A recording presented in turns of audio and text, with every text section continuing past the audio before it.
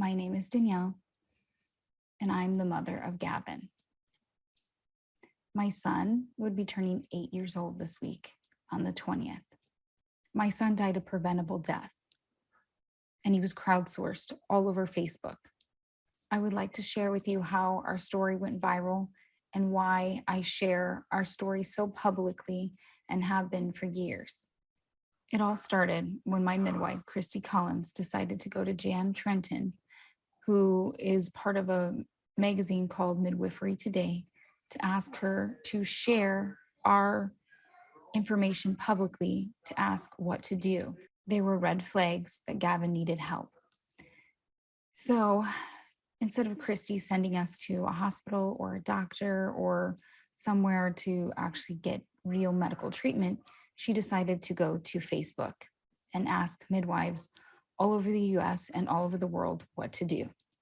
So from what would have been my son's 8th birthday this week on the 20th, I share with you the post that went viral that came off from Jan's personal page that she has since removed and pretended that we don't exist. With this post comes people from all over the US and the world sharing what they seen when it was happening and afterwards.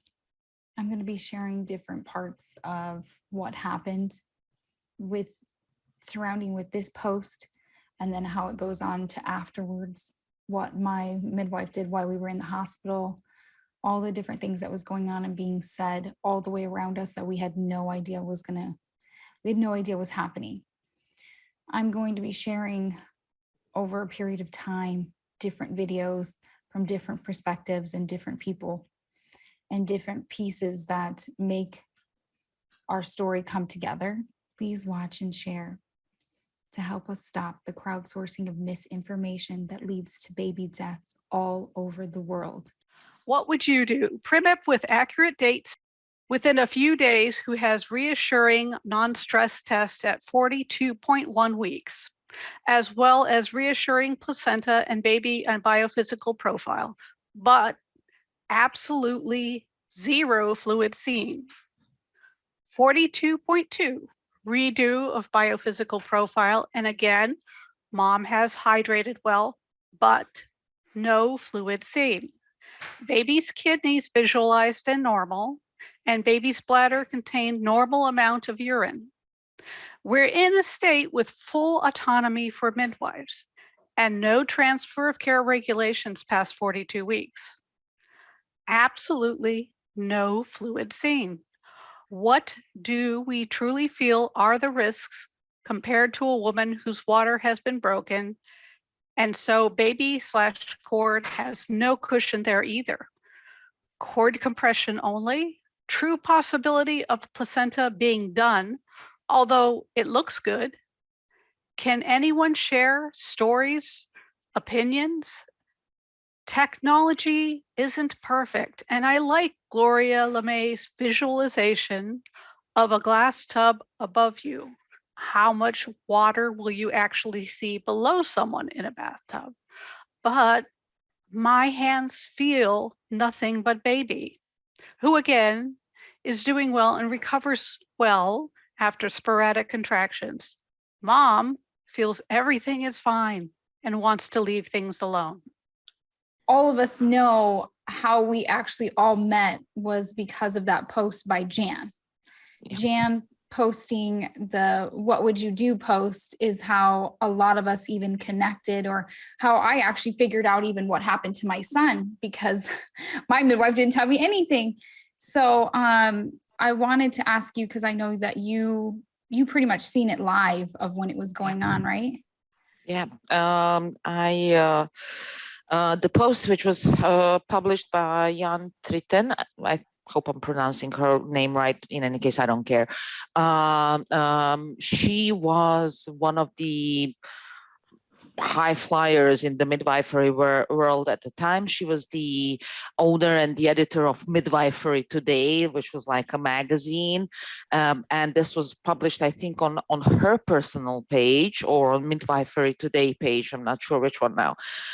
In any case, she was one of those, names when your midwife drops Jan Tritton's name, it was supposed to mean something.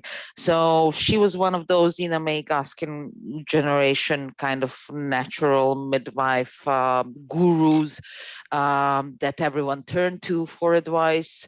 Everyone read her stupid magazine with the idiotic advice in it.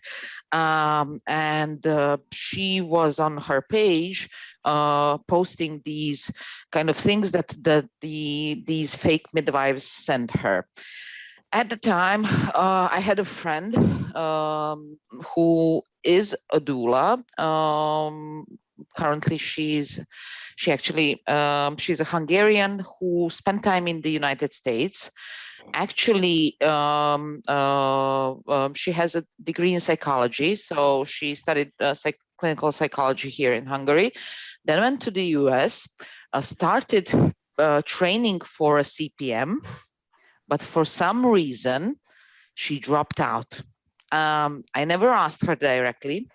She never she spoke about it, that some of the things that she saw were the reason. So you have someone who is in this natural mindset completely, who went there, started training for a CPM, invested I don't know how much time in it and money, and then just got the hell out.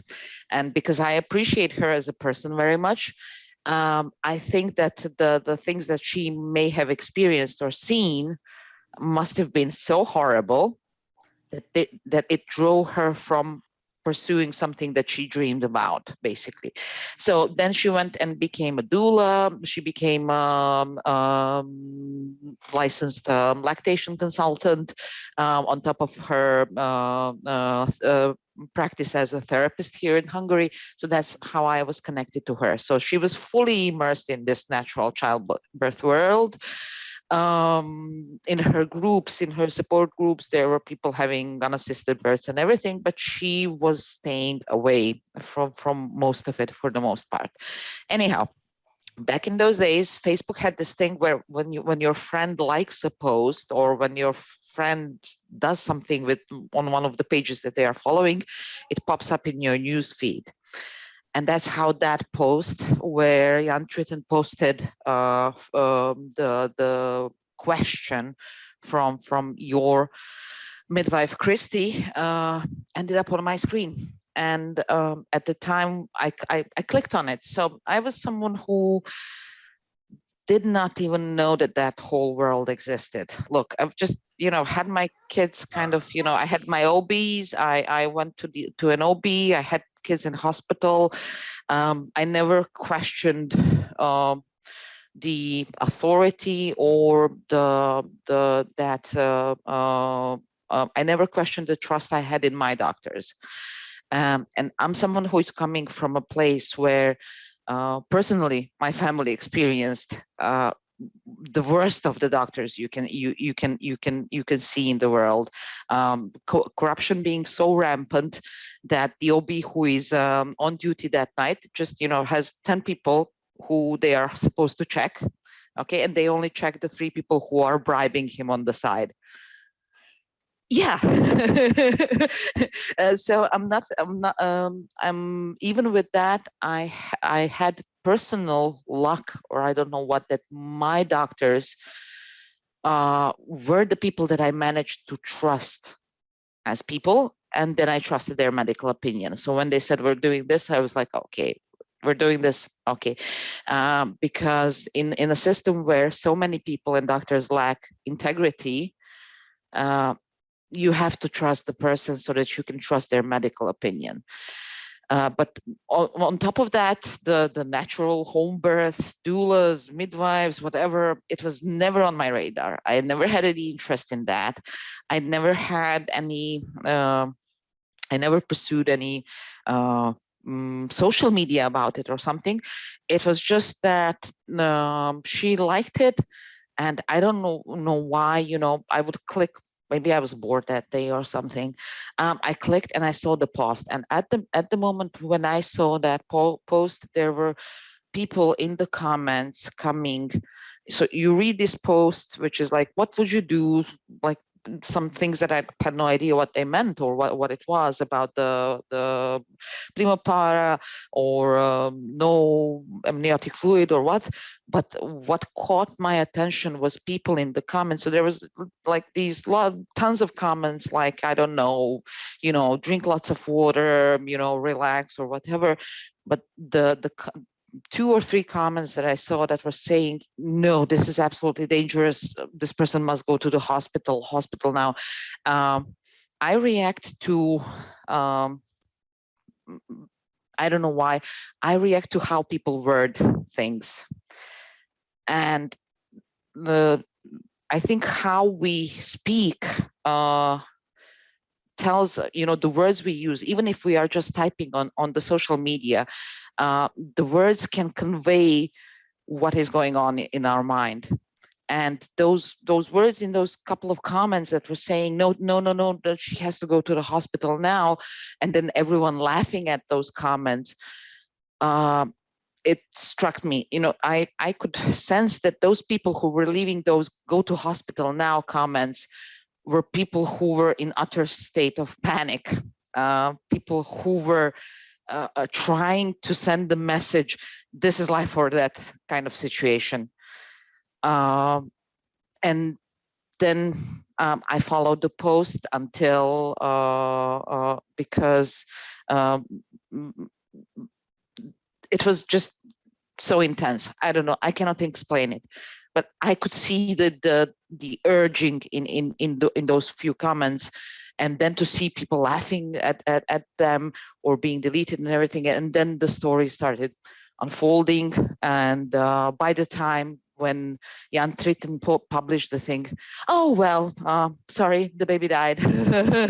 Let's move on. And by the time that she tried to cover her tracks by saying this was just a case study, I had already gone on the internet trying to find out how did this happen, because it's really difficult for me to talk about this. I feel like I'm overstepping into your grief, Daniel. This is your child. This is something that was happening to you in real life. It impacted me on this end. Through Facebook, through social media, but it was you were that real person to whom that was happening. So I was just seeing something on Facebook that felt real, that felt horrible, and I wanted answers.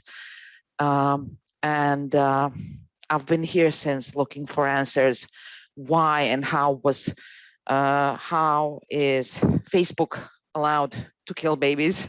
Because that post, those people who responded, they helped kill a real baby, someone's baby. And when I realized that, I think that was the moment that hit me the most. And I think it was a couple of days later when your father, or who it was, who reached out on the internet to say, yes, this was, because I think everyone who was present on that post, I think we all got the feeling for some reason, this is not a joke, this is not a lie, this is something that happened for real.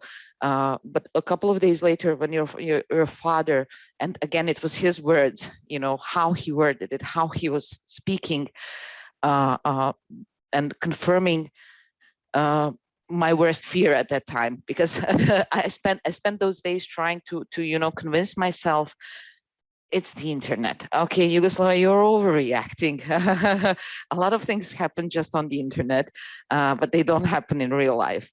But when I saw what he wrote and how he wrote, those were real words coming from a real person, and it was clear to me.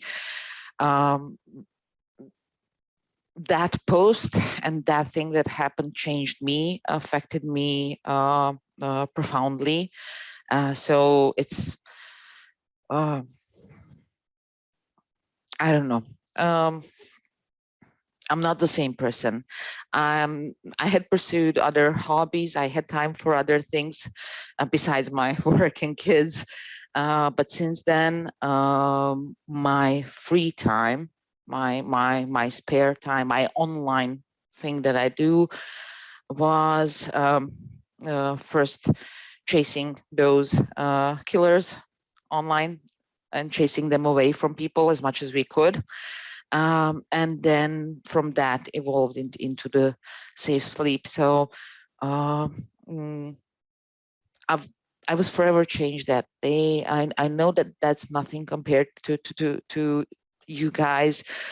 And I just want to thank you for allowing me into your spaces. Some of the ladies that were around me that became my friends, I didn't know that they had actually witnessed the post. They never really even kind of told me till years later, and how things had changed them. And that was actually why I feel like this is important for people to see for his birthday. Why I wanted to actually do this is because this didn't just affect us. Like, it affected us, like, you know, deeply in my family and my community, but this affects more than just my family. This became a public and, you know, worldwide thing. This wasn't just something in Nevada. This wasn't just something in Las Vegas. This was something bigger than any of us had ever imagined, just because they went and used the internet. And the worst thing about it was Jan had been posting stuff like this, who knows how many times before, because she uses it like how she called it, like a trial or a study or whatever she's trying to do. Because I talked to Jan afterwards about it, because I told her what she did was disgusting. Like, no doctor is doing that. No nurse is doing that. They're not asking their friends online. They're not posting it all over. And they had given enough information about who we were that you could figure out who we were. By the time I had even caught up to things, they knew the doctor that did my C-section. They knew what hospital I went to. Like, there was information that clearly was being spread around behind the scenes. And so it was one of those, like, it's a very deep, Betrayal. It's a bigger thing. Yes, it's such deep betrayal and for everyone included, because for people to be saying, like, if it was really a study and if it was really whatever she tried to say, that they really were trying to educate, because this is what she told me. Oh, we were trying to educate people. If you really were, and somebody got on there and was intelligent enough to say, no fluid is a bad thing, and they need to go to the hospital to be evaluated, checked out, and maybe get that baby out. The moment you deleted it and you laughed at it and you mocked at it is the moment it was not a study, and it was never about us. It was always about the natural vaginal birth at all costs, no matter what happens. And, you know, and years later, I hate to say it, but I've seen so many women that have been transferred from home birth, and they did end up with a C-section, and they did end up with their babies living, and the way that they're treated by the community. And I'm like, I wish mine lived, you know, I wish mine went to NICU. I wish all these things. But the way that they're treated is they're shunned, because now you're altered because you've had surgery, but they still try to convince them you can have a baby at home, even though you just had surgery. And obviously it didn't work out for you the first time. If it didn't work out and you had to go to the hospital and get help, it's always going to be like that. You can't trust these people that are just conning you into stay at home and do nothing. So I really appreciate you coming on, because I know one of the reasons how we met was because of that post. And I knew that how you got so deeply involved with a lot of things. And